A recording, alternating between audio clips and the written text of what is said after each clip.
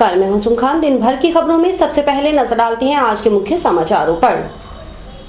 धौलीपाल निवासी सरोज की संदिग्ध परिस्थितियों में मौत, पोस्टमार्टम के बाद शव परिजनों को सौंपा। भाई दूज पर बहनों ने की भाइयों की लंबी उम्र की कामना। सुरेशा में मामूली कहासुनी के बाद विवाद बढ़ा, मारपीट में 3 लोग घायल। श्रीदेवी महिला पॉलिटेक्निक कॉलेज में दीपावली स्नेह मिलन समारोह का आयोजन। अब समाचार विस्तार से।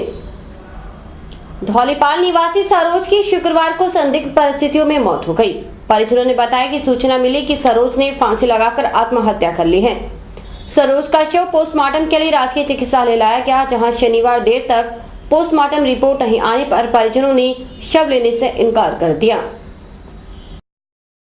निकटवर्ती गांव धौलीपाल निवासी सरोज ने शुक्रवार को फांसी लगाकर आत्महत्या कर ली। सरोज की शादी 3 वर्ष पूर्व धौलीपाल निवासी संजय से हुई थी। इनके 2 वर्ष का लड़का रोहित भी है। डीएसपी अंतर सिंह ने बताया कि सूचना मिलने पर पुलिस पहुंची और शव को पोस्टमार्टम के लिए राजकीय चिकित्सालय लाया गया। संदिग्ध परिस्थितियों में सरोज की मौत होने पर पुलिस ने मामला दर्ज कर लिया है।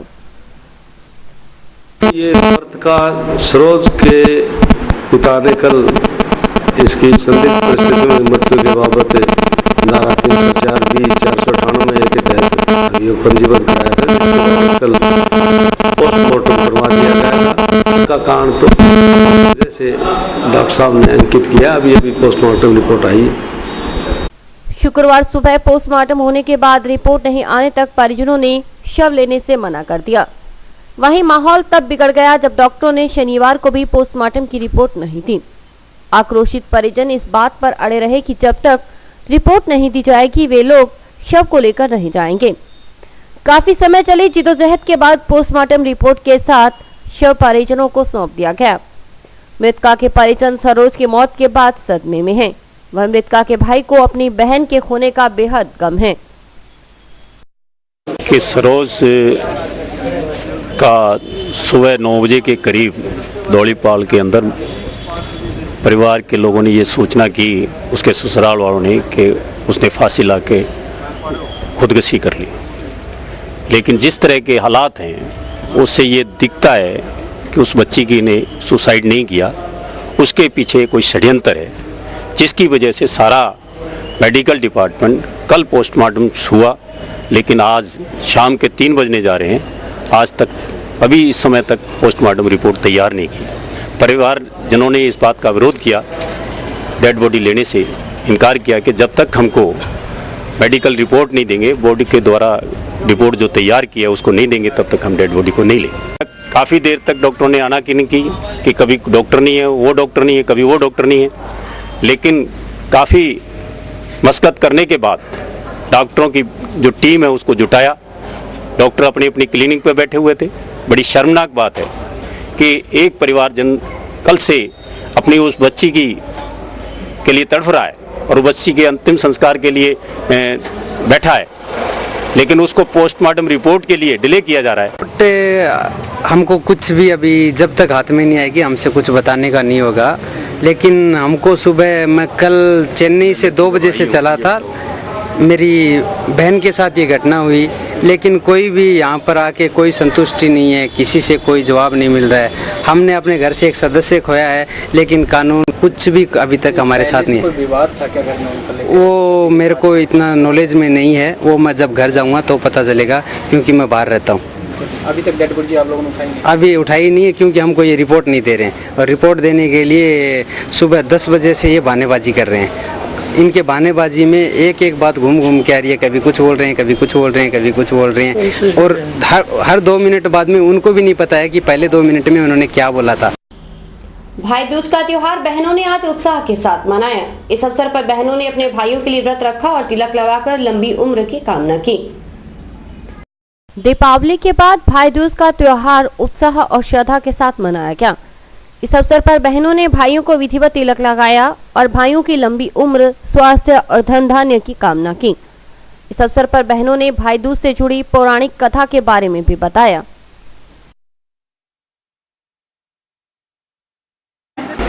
आज हम यहाँ सब भैया दूज मनाने के लिए इकट्ठा हुए हैं। सूरज जो हमारे देवता थे उन्होंने शादी की थी संध्या नाम की एक प्रिंसेस से। तो उसके बाद उनके 1 साल के अंदर 2 बच्चे हुए। एक था लड़का और एक लड़की। लड़की का नाम था यमुना, या उसको हम वडनी के नाम से भी जानते हैं, और लड़के का नाम था यामा। तो उसके बाद उसने डिसाइड किया कि अब मैं वापस धरती पे चली जाऊंगी। वो लोग स्वर्ग में वास करते थे, तो वो अपनी एक छाया रख गई ताकि किसी को उसकी कमी महसूस ना हो। उसका नाम था छाया। लेकिन वो एक अच्छी माँ नहीं थी, वो उन बच्चों के साथ बहुत बुरा व्यवहार करती थी, उनको बिल्कुल भी अच्छे से नहीं रखती थी। तो फिर कुछ दिनों बाद उन दोनों के खुद के बच्चे हुए। तो फिर उसने कैसे भी सूरज को मनाया, सूरज देवता को, कि हम इन दोनों बच्चों को फेंक देते हैं। तो उन्होंने उन दोनों को धरती पे फेंक दिया। तो एक तो जाके गिरा यमुना, मतलब एक तो यमुना नदी की रूप में वास करती है, मतलब नदी के रूप में वास करती है, और जो दूसरा था वो नर्क में जाके गिरा। तो उसको आज हम यमराज के नाम से जानते हैं, और वो मतलब लोगों की जान लेने के नाम से था।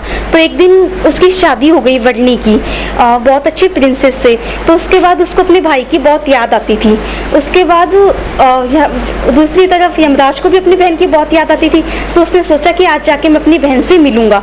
तो जब वो आया, जैसे ही यमुना को पता चला कि मेरा भाई आ रहा है, तो उसने अपने पूरे घर को सजाया, तरह तरह की मिठाइयाँ बनवाई, और जब वो आया उसका बहुत भव्य स्वागत किया।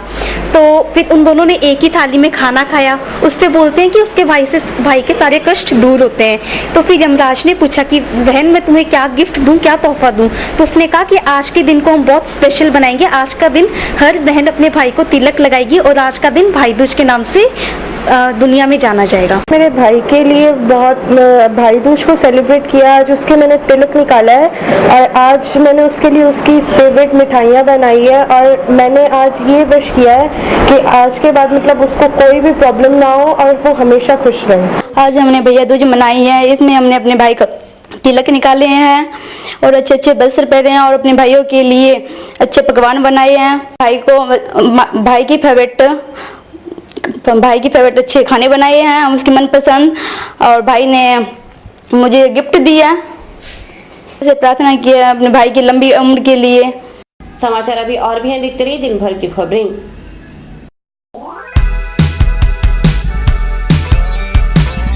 मीत कलेक्शन, एक कंप्लीट जेंट्स वेयर शोरूम।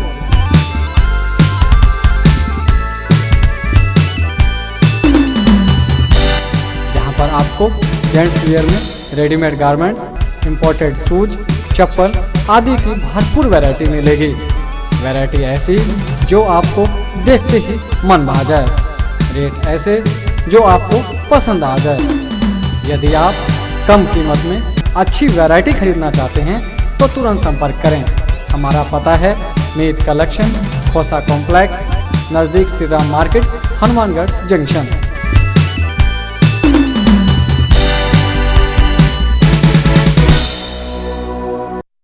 सुरेशिया निवासी जीतराम और रामरतन के परिवारों के बीच मामूली कहासुनी के विवाद इतना बढ़ गया कि मारपीट की नौबत आ गई।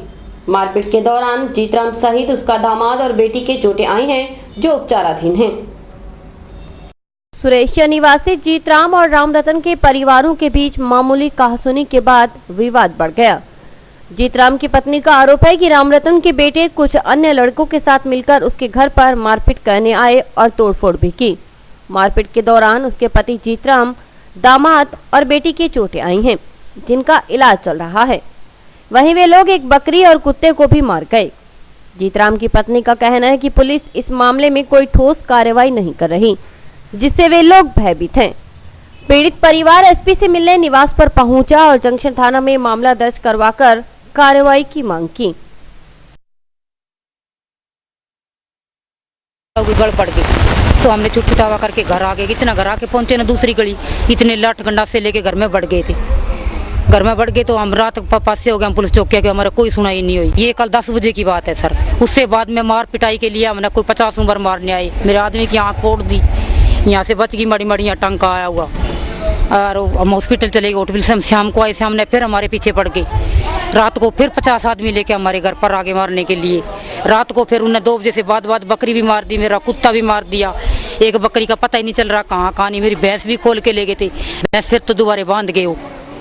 हैं। मंचा मेरा तोड़ रखा अंदर से, टीवी फोड़ रखे है, लड़की का दाज का सामान कुंवारी का बना था वो सारा निकाल के ले गई। रामरतन का लड़का जी 4 और 3 एक क्या कर वो मनीराम, एक गिरधारी और एक राधे श्याम, एक सरमन, एक टेकचंद, एक रामरतन। 4 रामरतन के लड़के हैं जी, रवि, संजा, मुकेश, रवि और सेट्टी।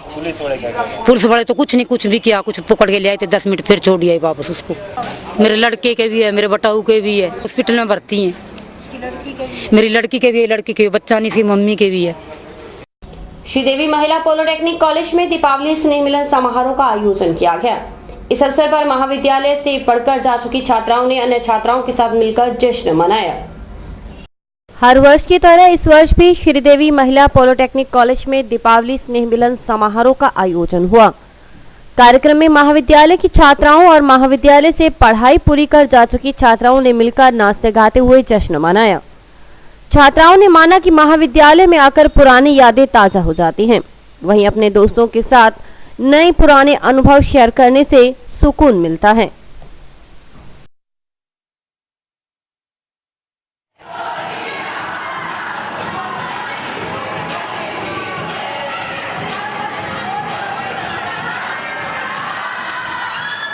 आज SDMP हनुमानगढ़ एलुमनाई एसोसिएशन का तीसरा मीट है। ये हर साल 3 सालों से हर साल ऑर्गेनाइज हो रहा है। दिवाली के टाइम भैया दूज के दिन ये ऑर्गेनाइज होता है, जिस दिन सारे बच्चे अपनी जॉब से अपने कॉलेज से छुट्टियों पर घर आए होते हैं और ये कार्यक्रम ऑर्गेनाइज हो रहा होता है। इसमें हम सब मिलकर के अपनी पुरानी बातें शेयर करते हैं। इसके साथ साथ जो सीनियर्स हैं, जो पहले पास आउट हो चुके हैं, जॉब लग चुके हैं, वो गाइडेंस प्रोवाइड कराते हैं अपने जूनियर्स को कि कैसे आगे प्रिपेयर करना है जॉब के लिए, सरकारी जॉब के लिए, सब चीज़ों के लिए, प्राइवेट कंपनीज में जॉब के लिए, कहाँ पढ़ना ज़्यादा सही रहेगा, क्या करना ज़्यादा सही रहेगा अपने फ्यूचर में, ये सब गाइडेंस प्रोवाइड कराता है। कॉलेज में आकर मुझे पुरानी सारी बातें याद आ रही है। हम पीछे बैठते थे, वहाँ से लेके खाना शेयर करने तक, स्टूडेंट्स के साथ मस्ती मारने तक, टीचर्स के साथ मस्ती मारने तक की हर एक मोमेंट मुझे आज फिर से याद आ रहा है। और मैं एक बार फिर से चाहती हूँ कि मुझे इस कॉलेज में फिर से एडमिशन मिल जाए एज ए स्टूडेंट, और मैं अपनी फ्रेंड्स के साथ फिर से मस्ती मार सकूँ, लंच शेयर कर सकूँ, टीचर्स के साथ मस्ती कर सकूँ और बहुत सारी मस्ती कर सकूँ। खास कौन सी बात आपने सही है? मुझे अभी तक की जो बात है कि प्रिंसिपल सर को हमारी बहुत सारी बातें पता थी, हमारे बहुत सारे राज जो थे उनको पता थे, स्टिल उन्होंने हमें कभी डांटा नहीं और हमेशा प्यार से समझाते रहते थे। और उन्होंने कभी हमें ऐसा भी नहीं कहा कि बेटा तुम अगर ऐसा गलत करोगे तो मैं तुम्हें कॉलेज से बाहर निकाल दूंगा, रेस्टिकेट कर दूंगा, कभी ऐसे नहीं कहा। हमेशा प्यार से समझाया है as a father, as a mother.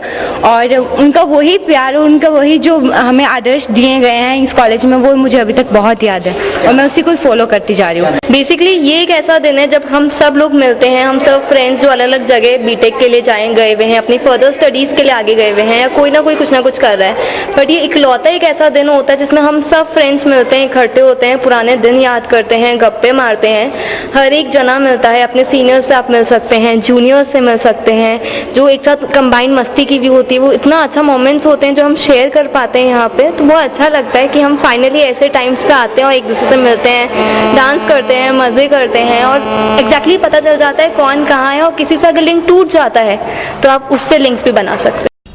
और अभी वक्त है हेडलाइंस का।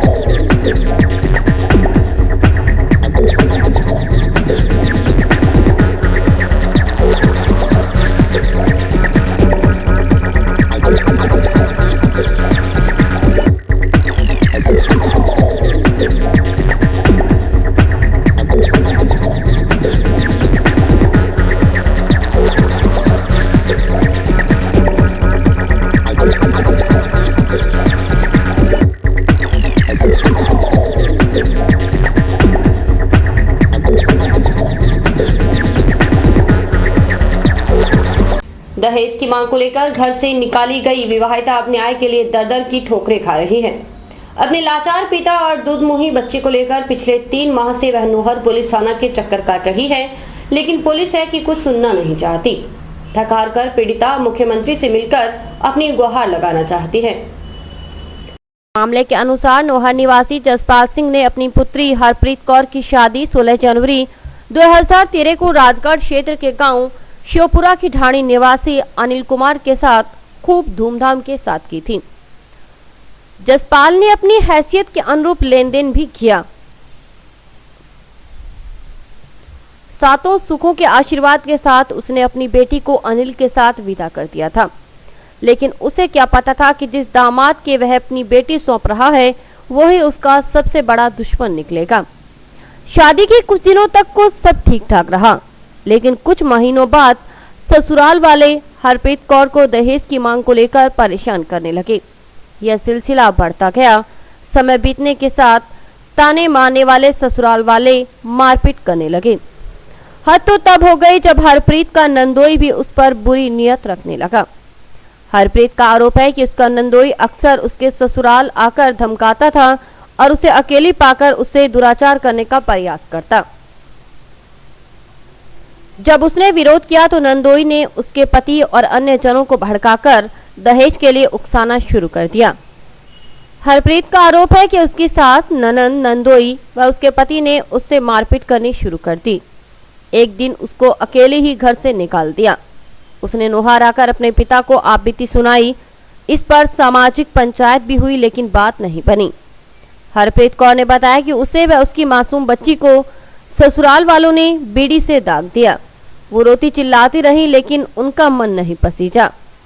जलाने के निशान आज भी दोनों के शरीर पर हैं। इसके अलावा उसको जान से मारने का प्रयास भी किया गया। इस संबंध में पीड़िता के पिता ने करीब 3 माह पूर्व 17 जुलाई 2014 को नोहर थाना में FIR दर्ज करवाई, लेकिन इतना समय बीत जाने के बाद भी पुलिस ने न तो किसी को गिरफ्तार किया और न ही उसका स्त्रीधन बरामद कर पाई है। जब भी थाना में जाते हैं तो पुलिस आज कल कर उन्हें टरका देती है, जबकि दूसरी ओर उसके परिजनों को जान से मारने की धमकी मिल रही है। पीड़िता के लाचार बाप जसपाल सिंह ने बताया कि आरोपी आपराधिक प्रवृत्ति के हैं। इसका अंदाजा इसी बात से लगाया जा सकता है कि पीड़िता के पति का भाई 2 दिन पहले ही नोहर से गिरफ्तार किया गया है। वह विभिन्न गंभीर मामलों ने गंगानगर पुलिस में नामजद था। जसपाल सिंह ने बताया कि उनकी कहीं सुनवाई नहीं हो रही, ऐसे में उनका कानून पर से भरोसा उठता जा रहा है। बच्चे को मारपीट करते थे सर, बार बार उसको परेशान करते थे, दहेज लाने के लिए कहते थे। कभी का मोटरसाइकिल के पैसे दो, कभी कहीं 51,000 रुपये नकद दो। फिर बच्ची की बच्ची होगी तो कहने लगे लड़का लेके आओ। उसको बच्ची घर मारपीट करके घर से निकाल दिया। पंचायती भी की, पंचायती में कोई नहीं हुई। वो सब कहने लगे पंचायत वाले के इसको कैसे करके बसाओ। मैंने सारा कोशिश करके देख ली, बच्ची को घर से निकाल दिया। बच्ची को अकेले बस से वहाँ से चढ़ा दिया राजगढ़ से। पुलिस वाले कोई कार्रवाई नहीं कर रहे। मैं जगह जगह धक्के खा रहा हूँ, कभी DSP के पास जा रहा हूँ, कभी जा रहा हूँ, कोई कार्रवाई नहीं हो रही सर। 12/6/2014 को करवाया था।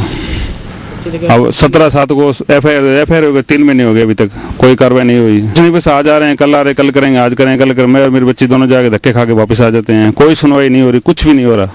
और इसी के साथ समाचार समाप्त हुए। रोजाना देखते रहिए समाचार। नमस्कार।